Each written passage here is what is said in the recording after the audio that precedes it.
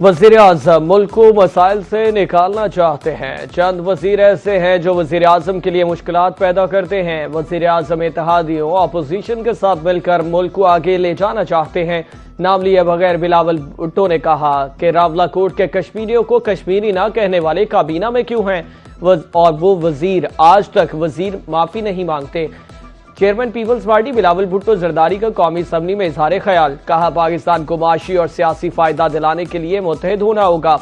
मुल्क भर में बल्दियाती इलेक्शन कराए जाएं। गिलगित बल्तिस्तान में नून लीग IPP के साथ मिलकर हुकूमत बनाएंगे।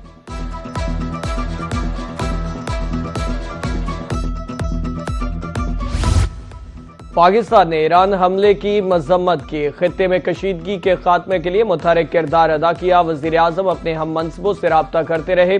नायब वज़ीर-ए-आज़म और वज़ीर खारिजा इसहाक डार का कौमी असम्बली में खिताब। बोले पाकिस्तान की कोशिशों से आर्जी जंगबंदी मुमकिन हुई। इस्लामाबाद में मुज़ाकरात की 21 घंटे तवील नशस्त हुई। फेडरल ग्रांट्स फ्राहमी पर सूबों का किरदार लायक तहसीन है।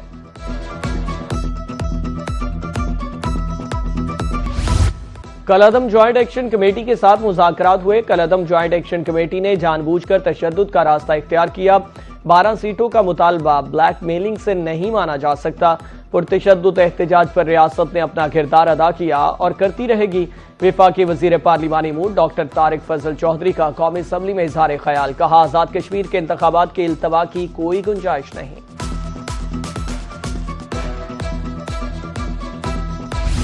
वज़ीर-ए-आज़म शहबाज शरीफ की कौमी असम्बली इजलास में आमद। मेंबरान असम्बली ने डेस्क बजाकर खुशामदीद कहा। वज़ीर-ए-आज़म मुसाफा करने खुद मौलाना फजलुर रहमान की निशिस्त पर गए। मौलाना फजलुर रहमान के साथ एहतराम का रिश्ता है। मौलाना से जो भी तन्हाई में बातें हुई वो राज रहेंगी, कब्र तक जाएंगी। वज़ीर-ए-आज़म को इजाजत है जो मर्जी कहें। कुछ बातों पर पर्दा जरूरी है, अगर पर्दा उठ गया तो मामला दूर तक जाएगा। वज़ीर-ए-आज़म शहबाज शरीफ और मौलाना फजलुर रहमान के दरमियान कौमी असम्बली में दिलचस्प मकालमा। वज़ीर-ए-आज़म ने लतीफ खोसा नूर आलम खान से भी मुसाफा किया।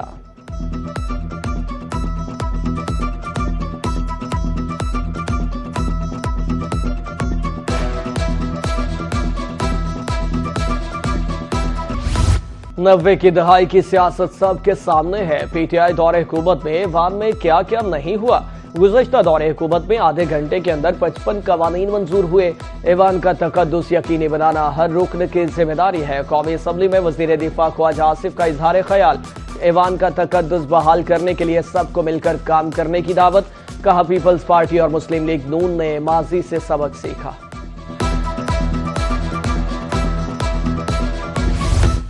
इसराइल का अमेरिका को साफ जवाब। इसराइली वजीर दिफा का जनूबी लुबनान से फौजें ना हटाने का ऐलान। इसराइली वजीर दिफा का कहना है कि अमेरिका के कहने के बावजूद इसराइल जनूबी लुबनान से अपनी फौजें वापस नहीं बुलाएगा। इसराइली हमलों और जमीनी कार्रवाइयों के बायस बेघर होने वाले 2 लाख अफराद अपने घरों को वापस नहीं आ सकेंगे।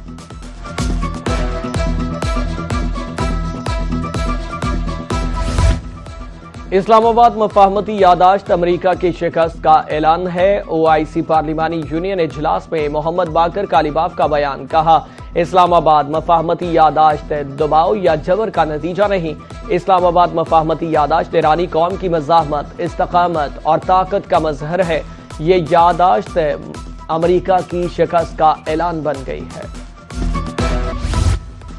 ईरान के खिलाफ फौजी कार्रवाई रोकी जाए। अमेरिकी सेनेट ने करारदाद मंजूर कर ली। करारदाद के खिलाफ 48 और हक में 50 वोट आए। मीडिया रिपोर्ट्स के मुताबिक करारदाद ईवान नुमाइंदगान से भी मंजूर हो चुकी है। ट्रंप खुफिया डील दिखाने से डरते हैं, कोई इस नामनिहाद समझौते की तफसीलात से वाकिफ नहीं। ईरान जंग का मुकम्मल खात्मा होना चाहिए। अमेरिकी सेनेट में डेमोक्रेट रहनुमा चैक शूमर की ट्रंप पर कड़ी तनकीद। सदर ट्रंप का कहना था कि सेनेट ने बेवक्त और बेमानी वॉर पावर्स एक्ट वोट कराया।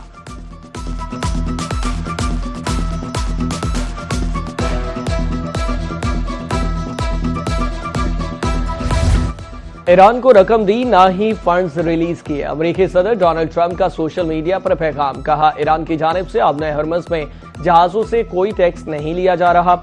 अमेरिका ईरान के मुंजमद फंड्स खुद कंट्रोल करेगा।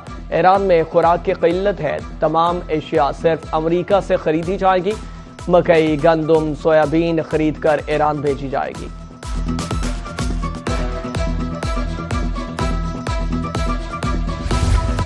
आबने हरमज पर कोई मुल्क टैक्स आयद नहीं कर सकता। अमरीकी वजीर खारिजा मार्को रूबियो की मीडिया से गुफ्तगू। कहा, ईरान को इनकलाबी तहरीक के बजाय बतौर रियासत काम करना होगा। इराक से मिसाइल हमले और ड्रोन हमले इलाकाई अमन के लिए बड़ा खतरा है। इराक में भी हमास, हिजबुल्लाह जैसे गिरोह दहशतगर्दी में मुलव्वस है।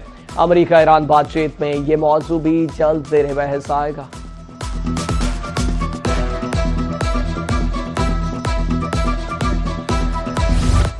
आबने हरमज से गुजरने पर फीस लगाने के ईरानी मंसूबे की हिमायत नहीं करेंगे। बरतानवी अखबार को इंटरव्यू देते हुए कतरी वजीर आजम का कहना था कि आबने हरमज में बहरी आमदरफ्त की बहाली के लिए अमरीका ईरान हॉटलाइन इंतहाई अहम है। हॉटलाइन का मकसद गलत मालूमात और किसी भी मुमकिन इश्तियाल अंगेजी को रोकना है। बाज़ अनासर माहिदा सबूताज करना चाहते हैं।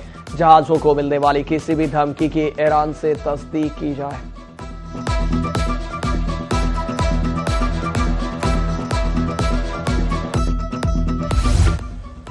ईरान और पाकिस्तान अपने नजरियात और उमंगों में गहरी मुताबिकत रखते हैं। खित्ते में अमन के लिए पाकिस्तान की कोशिशें इसकी सकाफत से जुड़ी हैं। ईरानी सदर मसूद पेज़ेश्कियान का कहना है कि पाकिस्तान के दौरे के दौरान अपने भाइयों आसिफ ज़रदारी, शहबाज शरीफ और फील्ड मार्शल से मुलाकात की। पाकिस्तान के सालसी और अमन की कोशिशों को सराहा और दो तरफा अमूर पर तबादला ख्याल किया।